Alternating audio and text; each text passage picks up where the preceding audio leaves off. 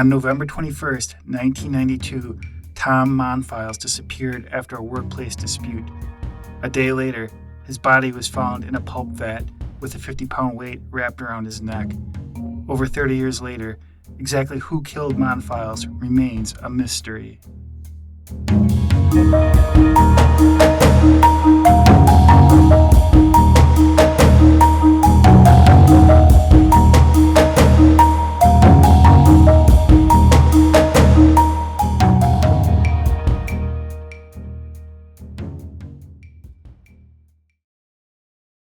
Welcome to the Monfils 6 podcast. My name is Damon Schneider.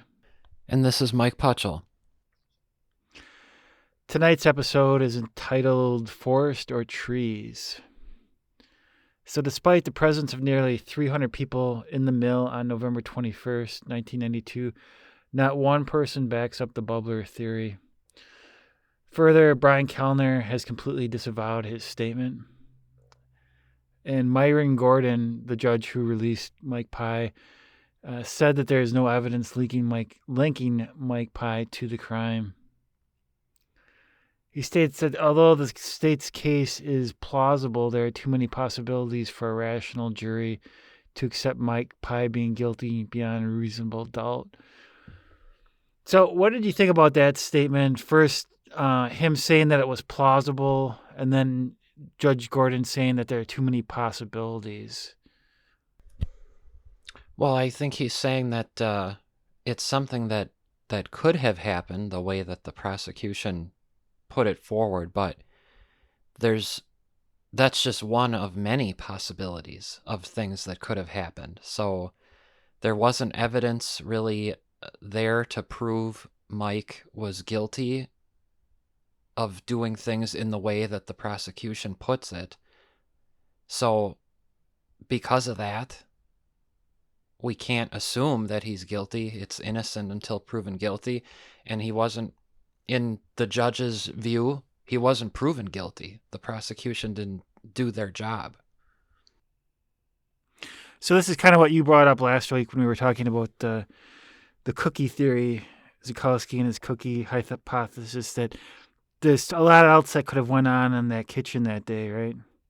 Yeah, that the mentioning of the 300 workers, yeah, that's what I was saying, how it's a completely different analogy where with the cookie jar, you just have the people who are in the household, whereas here, this isn't a household, this is 300 people that are involved.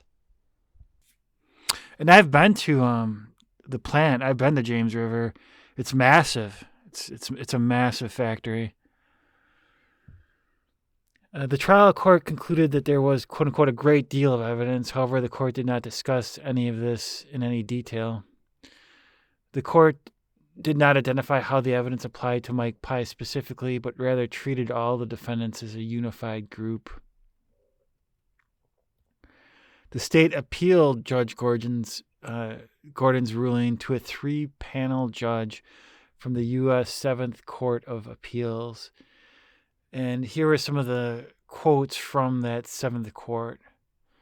A strong suspicion that Mike Pye is guilty is no proof that he was. The jury's conclusion that Pye participated in the murder is speculation. Having confirmed that no rational jury would convict Mike Pye, we confirm Judge Gordon's conclusion. And finally, there is scant evidence that supports Pye's guilt. What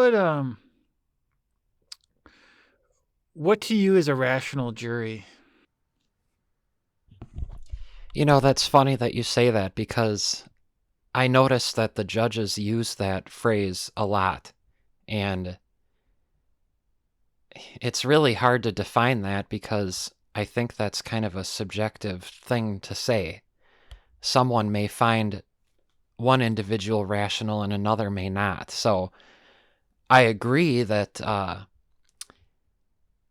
this jury hastily made a decision, but I don't know if I'd go as far as saying they were irrational. So that's interesting that you brought that up. What do you think? Maybe it's a specific legal term Yeah, that it they could be. use. Mm-hmm. But according to the documentary Beyond Human Nature, Mike Pye was a part of it because uh, he, he was the only person that had access to the weight that was tied around Tom Monfils' neck. But Tom Monfils also had access to that weight as well, and there might have been another weight that we had brought up in another episode that had gone missing. But according to Zukowski, that was the real thing that why he thought Mike Pye was involved, because he was one of the only people that uh, had access to that a specific weight that was wrapped around Monfils' neck. The jurors were told up front that there was no physical evidence and no eyewitnesses to prove the prosecution's case. So, what about that point? Like, if you were on the jury and the very first thing the prosecutors told you was that there was no evidence and no witnesses? Yeah, that's interesting because the authors make that point that the prosecution said that up front as a way of being kind of transparent and kind of showing some of their weaknesses right off the bat, which in their eyes might kind of establish credibility. But if a prosecution told me as a juror that we have a lot of problems with this case, essentially, is what they're saying. We don't really know all the details. I'd kind of say, well, then why are we here? You know what I mean? Let's get the evidence first before we get a trial going. Yeah, I think that's the way I would look at it if I was on the jury. Some people and some of the defense lawyers themselves told these authors that the trial was the final move in a game of brinksmanship to get someone to crack, but none of them did. How did that statement strike you? That this just the fact of they did this trial was really just a way to get someone to crack. Yeah, if that is true, then that's kind of an interesting counter to Zukowski's. I thought he was so concerned about the tax dollars. Yeah, according to the documentary, that's one of the reasons why he wanted to try them all at the same time, was to save taxpayer money. So Zukowski and former Green Bay Police Chief Bob Langan said that the O.J. Simpson trial caused a lot of people around the country to disregard the Monfils case, and it would have been a much more sensational case had the O.J. trial had not been as near as it was to Monfils. And as we stated in a previous episode, the Menendez second trial started just maybe 10 days after OJ's ended as well. So that took some of the luster off of the Monfils case as well, I'm sure. On Tuesday, October 3rd, 1995, O.J. Simpson was acquitted, and this was just 25 days before the Monfils case would conclude. Once the questionable verdict was announced, much of the nation embraced a quote-unquote not in my backyard mindset. What does that say to you, Mike? Not in my backyard mindset? Yeah, I actually didn't. I didn't know what that meant right away either, but I get it now when they explained. It's basically that since the OJ verdict was viewed as wrong, uh,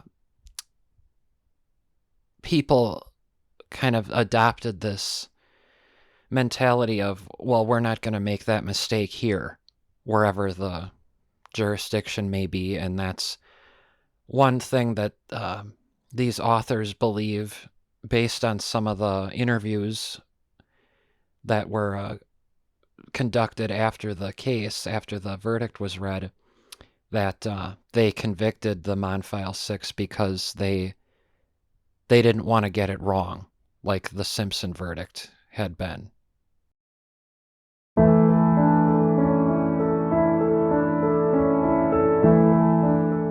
What's remembered lives. Losing someone precious from our lives is the most painful event that one can endure. Seasons of Life Memorials is dedicated to making sure the person you lost is never forgotten.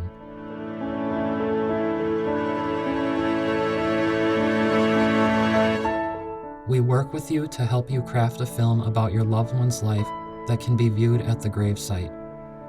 We can also help you create a film about your very own life that can be viewed in the obituary section of your hometown newspaper.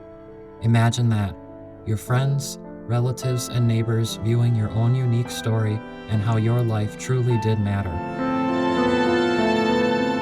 Visit our website, seasonsoflifememorials.com, and follow us on social media today to start viewing what we can do for you. So Georgie Hearn, Mike Hearn's stepmother, overheard one of the jurors say while being interviewed, "We were not going to let what happened in California happen here in Green Bay." And many people have told these authors the Monfils Six paid a heavy price for the perceived mistakes of the California jury in O.J. Simpson's case.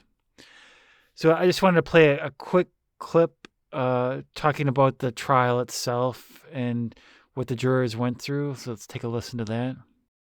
Whenever the verdict comes down, Action 2 News is going to cut into the programming. Whatever we have on the air, we're breaking into it, and you are going to get live coverage of the verdict. This trial has been such a long one that some of the regular courtroom observers have brought along their own seat cushions.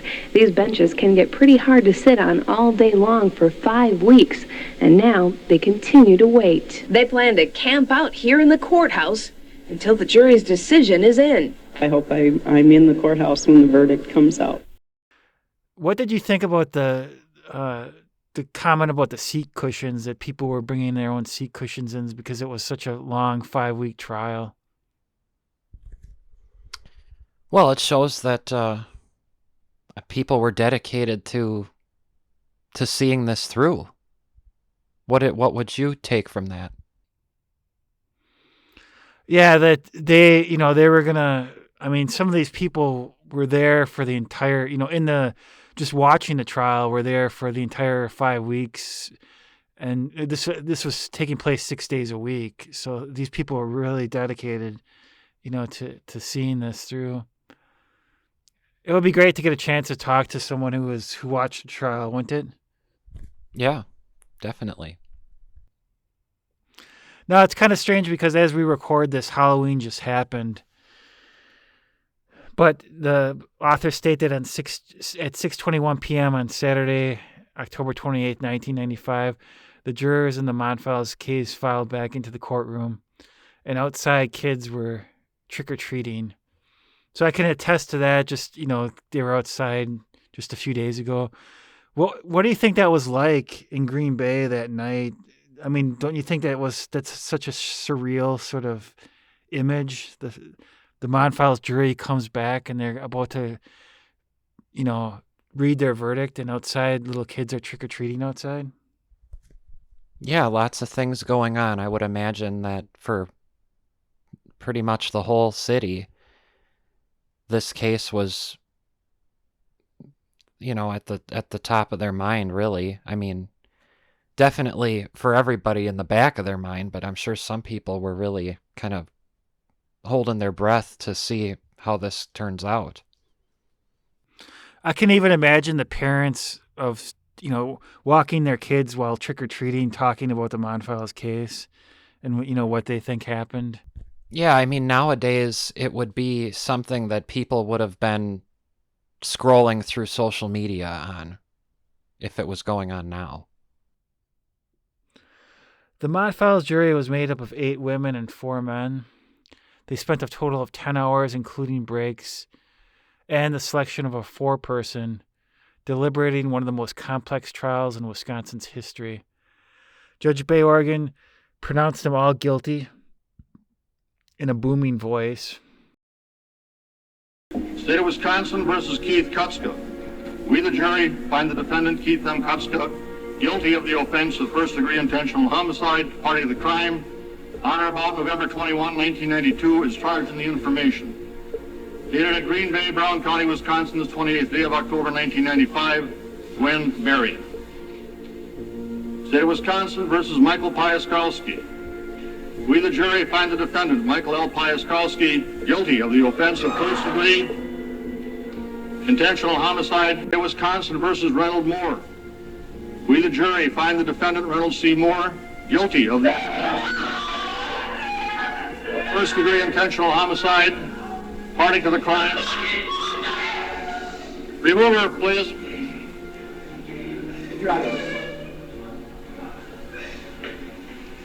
One person order being removed from the courtroom right now. That is Ray Moore's wife and daughter being removed from the courtroom right now. 3 guilty Any verdicts. further demonstration? Piaskowski and Before Moore. proceeding. State of Wisconsin versus Michael Hearn. We, the jury, find the defendant, Michael Hearn, guilty of the offense of first-degree intentional homicide. Party to the crime, on or about November 21st, 1992, is charged in the information. Dated at Green Bay, Brown County, Wisconsin, this 28th day of October, 1995. State of Wisconsin versus Dale Baston. We, the jury, find the defendant, Dale M. Baston, guilty of the offense of first-degree intentional homicide. Party to the crime, on or about November 21st, 1992. State of Wisconsin versus Michael Johnson. We, the jury, find the defendant, Michael Johnson, guilty of the offense of first-degree intentional homicide. Party to the crime. That's it. Guilty verdicts for November 21st, 1992. all 6 Charged with the defendants. information. Many left the court in disgust as the convictions were read. I have to say, as I was reading these particular pages, it kind of really hit home. Like, I know obviously, what happened, but just rereading it again and knowing what they had to go through. What do you think was going through the minds of the Monfils Six when they heard those guilty pleas come down? Probably disbelief that their lives were changed forever. And they were changed forever for sure. Judge Byorgan polled the jury and said, "Are these your verdicts?" And the response was, "Yes, they are." The authors list the names of each of the jurors. Mike, did you want to read those names?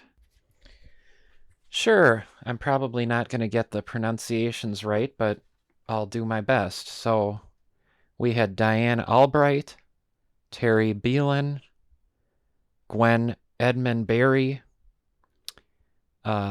Cynthia Burchett, Paul Gilani, Sharon Hasimovich, Dennis Housdens, Kathy Hoffman, Donald Kalis, April Sadaska, Mildred Redmond, and Morris Sims. With that, the judge thanked the jury and released them. And they were back in their homes later that night in Racine. At least in terms of this case, the authors point out the jurors have shown a puzzling reluctance to reemerge and discuss their decision. Why do you think that the jurors might have been reluctant to talk about this case? I really don't know. I maybe when they had their meeting, when they were deliberating, it sounds like they did all agree to not talk. And I can only think that if they all agree that maybe they'll all just be left alone, because if one talks, maybe the media would go and try to bother the others. I don't know. In the summer of 2004, the authors mailed questionnaires to each of the jury members, along with a self-addressed stamped envelope. The cover letter was honest, saying that they disagreed with the jury's decision, but welcomed their input into the book. What did you think about that? The fact that they were honest in the cover letter and they disagreed with the decision, but wanted their input into the book? Well, it shows that they want to get a balanced perspective about what really went on, because no one really knows except these jurors. And it's good that they reached out to them. I wish they had been more responsive. So only 2 responded. One was returned with a post-it note stating, "I am not interested in reliving this." So it was handwritten on that post-it note. So under the photo of the post-it note in the book, it stated that the jury as a whole made the decision to never talk about the case again. And the person who wrote, "I am not interested in reliving this," was Gwendolyn Berry, who is the jury foreperson. The only other response was by email. So the person who sent the email was skeptical about the author's motives. And then they explained, okay, no, this is a real book. We're, investigating and we just want to learn the truth. But once she learned that it was an actual book, she still didn't want to talk. Even Green Bay Press Gazette reporter Paul Subris, who covered the trial, was surprised by how little the jury would not go on record. So you suggest, Mike, that maybe the jury, while they were deliberating, they made the decision to never talk about the case again?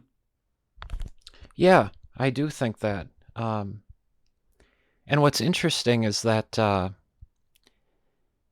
they are doing exactly what the prosecution accused the Monfils 6 of doing. They're the ones with the code of silence right now. That's a really good point. That the prosecution accused the Monfils 6 of the Union Wall of Silence, but these jury members are doing the exact same silence to the authors of the book. Yeah, and I just want to point out too it was irritating when I read the 2 people that responded. I mean, I guess it's nice that they responded, but they rejected it, so really that doesn't really mean anything. But the note about "I am not interested in reliving this," just that really kind of gets under my skin, because doing a simple questionnaire is not reliving anything. That's completely dramatic to say that I'm not interested in reliving this, considering what the Monfils 6 have been doing for the last 30 years, 30 going on 35 years now. They're the ones who really would be suffering. This would be a minimal amount of effort that these people would need to do just to put their perspective into the story. I've just got really, it's irritating the level of, frankly, laziness that these people have towards just getting the record straight. I don't see what the problem is. Memento mori, remember you must die someday. However, your life can be remembered forever by contacting us at seasonsoflifememorials.com.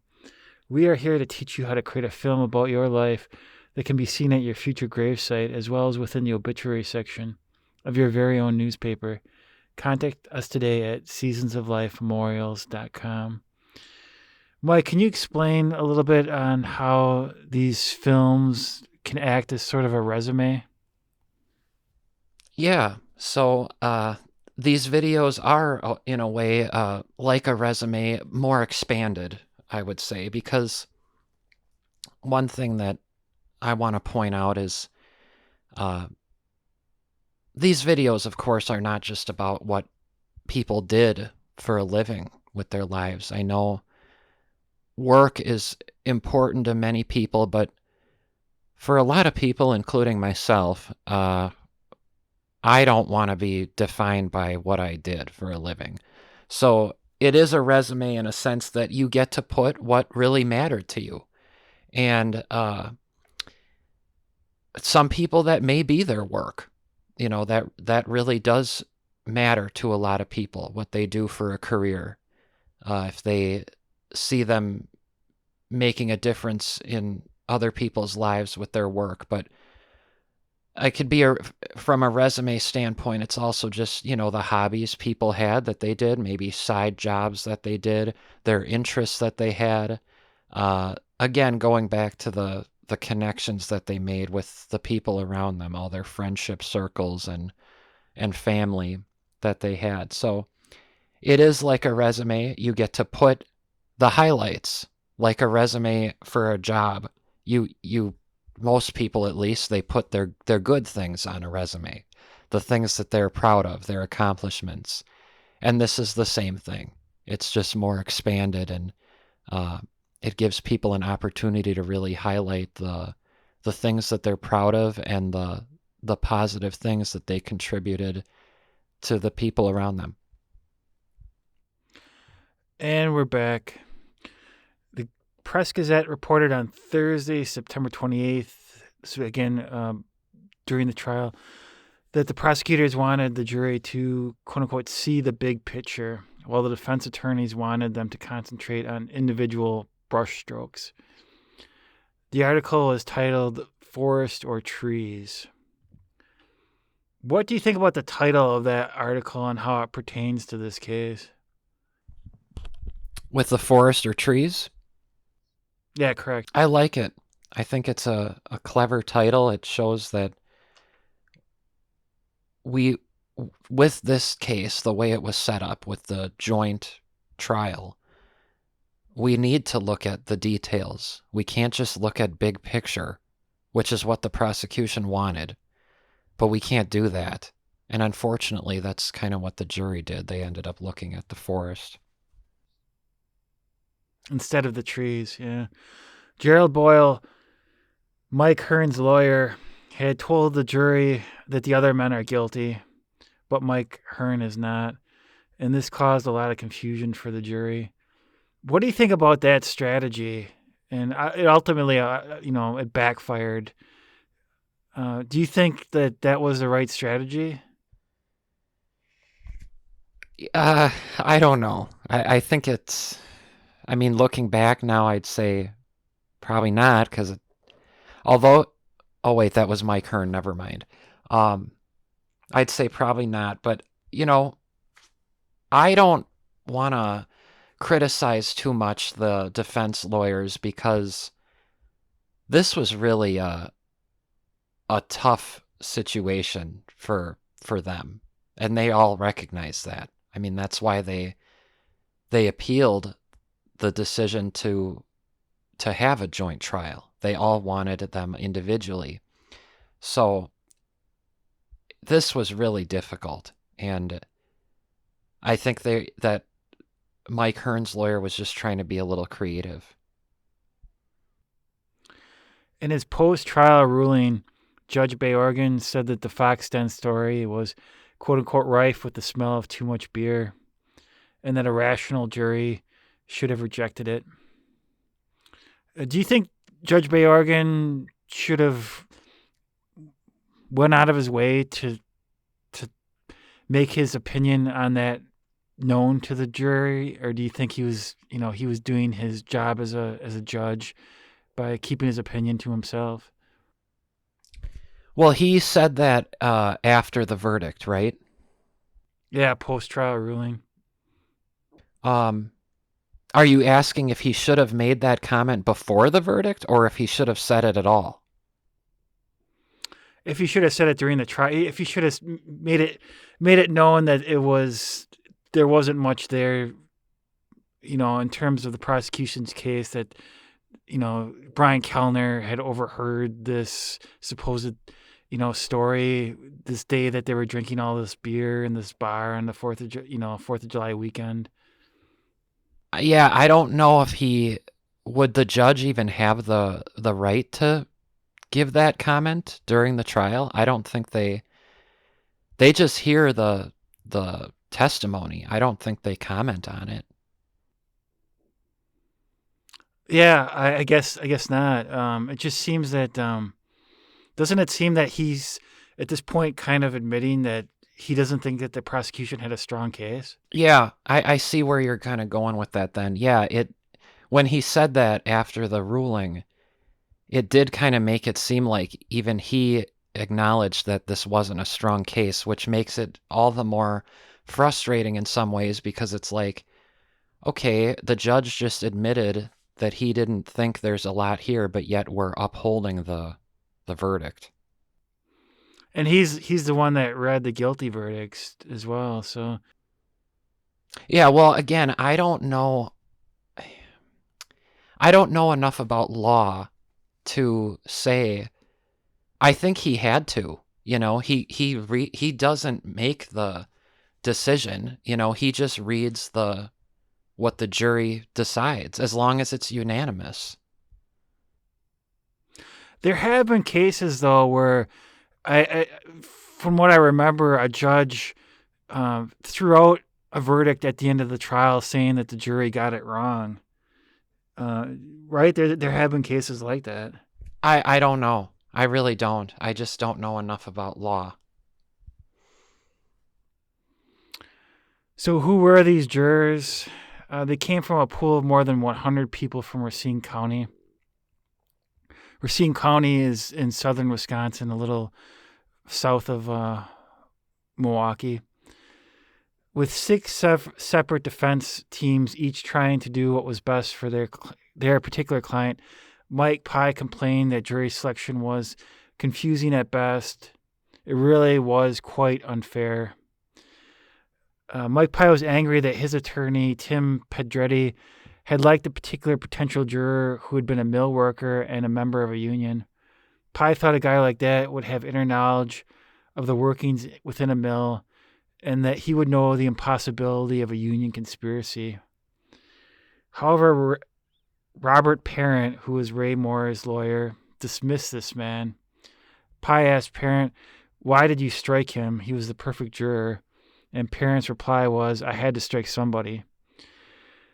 Pye described this as an eye-opening experience. He said, "I realized that not only was I fighting the prosecution, but the other defense attorneys as well. And this, of course, would be a boon for the prosecution at the trial." So what do you think about that? Mike Pye wanting this particular juror, and then the other lawyer, Robert Parent, just dismissed it because he had to dismiss somebody.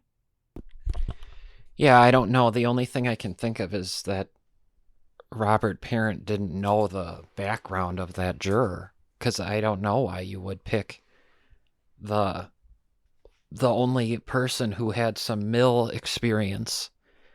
Because I know he said, well, I had to pick somebody, but, well, you could put some thought into it. You could pick the person who didn't have the mill experience. But I don't know how that whole process works. I don't know if, people have to agree on who gets excluded, or if it's just like, okay, it's your turn to pick somebody. Who is it? I don't know how it works. Only one juror had taken a class beyond high school, and only one juror had a connection to a union, and this connection was rather remote. So what do you think about the authors bringing up the fact that only one juror had taken a class beyond high school?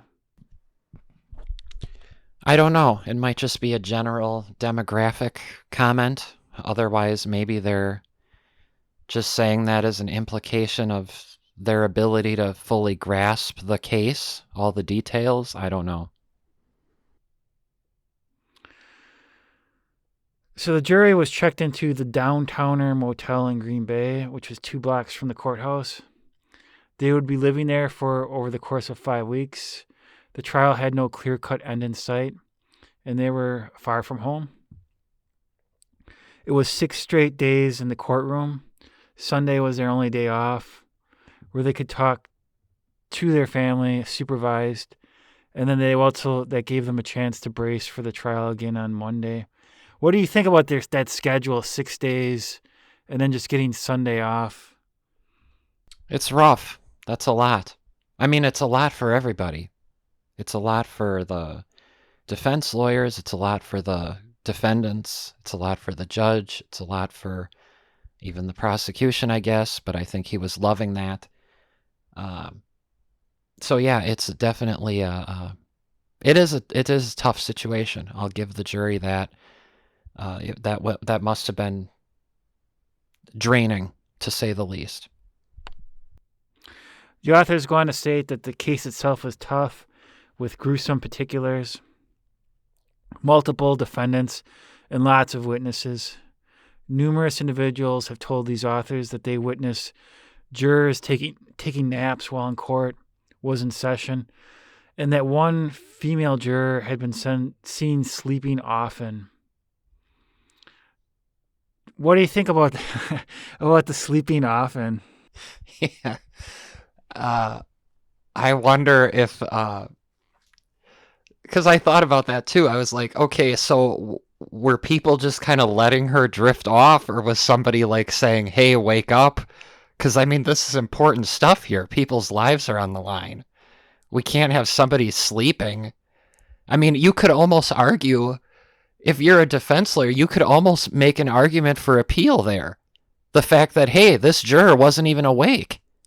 How can we get a fair verdict here if she didn't even hear all the information? So the authors go on to say that the jury was either a very efficient jury dedicated to the process, or a jury that just wanted to get out of court and back home. So local TV reporter Paul Adler reported that the jury refused their 5 p.m. meal break once they had reached their verdict, suggesting that the jury was in a rush to get the whole thing over with. Adler reported that the jury was very eager to get home and that they went home later that night. So what are your thoughts on the jury in general and wanting to sort of rush through this final day and just get home? That is really disappointing. That's the reason that they came to a decision.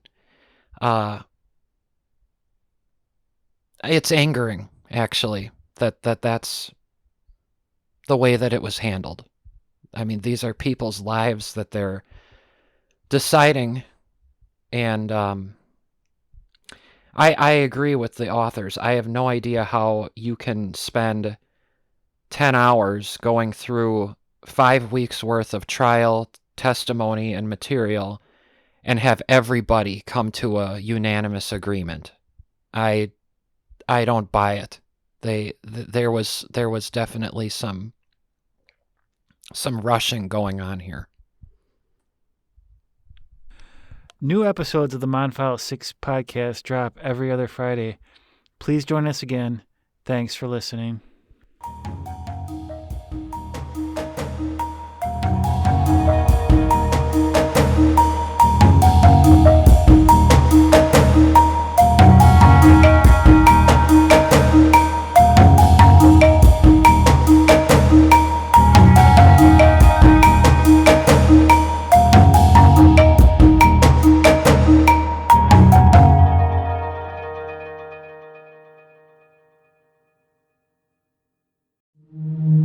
Have you recently lost a loved one and want to hold on to their memory forever? We create individual and unique video-based obituaries that will allow anyone reading your local newspaper or visiting the gravesite to view the video and your memories of the loved one. Contact us today at seasonsoflifememorials.com.